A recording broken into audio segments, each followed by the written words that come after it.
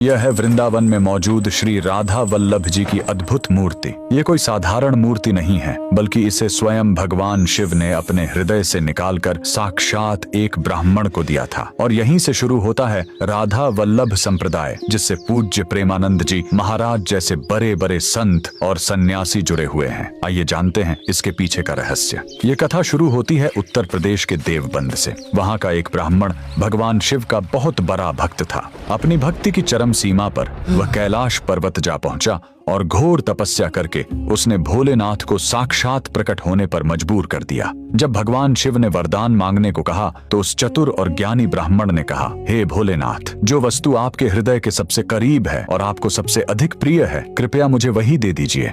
तब महादेव ने मुस्कुराते हुए अपने हृदय के भीतर से श्री कृष्ण की एक अत्यंत मोहक मूर्ति निकाली और उस ब्राह्मण को सौंप दी। भगवान शिव ने बताया कि यह देखने में भले ही कृष्ण है, लेकिन यह कोई साधारण मूर्ति नहीं है। इसके रोम रोम में और कण कण में साक्षात राधा रानी बसी हुई है।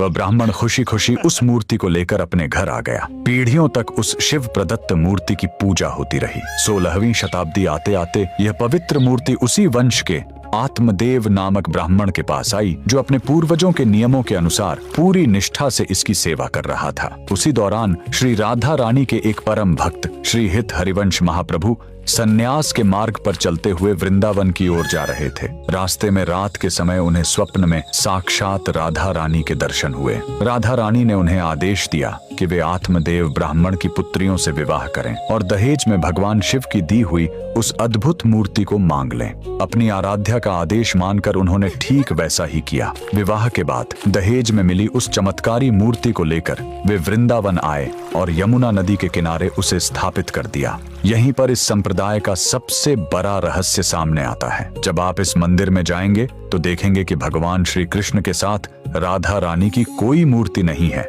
ऐसा इसीलिए क्योंकि जब श्री हित हरिवंश महाप्रभु ने इस संप्रदाय को शुरू किया तो उन्होंने राधा रानी को ही सर्वोच्च परब्रह्म माना। उनका मानना था कि राधा रानी का रूप इतना अलौकिक है कि उसे किसी पत्थर या धातु की मूर्ति में बांधा ही नहीं जा सकता। इसीलिए भगवान श्री कृष्ण के ठीक बगल में राधा रानी की मूर्ति की जगह एक मखमली गद्दी स्थापित की गई और उस पर राधा रानी का स्वर्ण मुकुट रखा गया। और मान्यता है कि इस मूर्ति में भगवान श्री कृष्ण आज भी अपनी तिरछी नजरों से अपने बगल में बैठी उसी अदृश्य राधा रानी को निहारते रहते हैं। आज भी यह पवित्र मंदिर वृंदावन में मौजूद है, जहाँ इस दिव्य मूर्ति का दर्शन पाना बहुत ही दुर्लभ और बड़ा सौभाग्य माना जाता है। अगर आप भी राधा रानी के भक्त हैं तो कमेंट्स में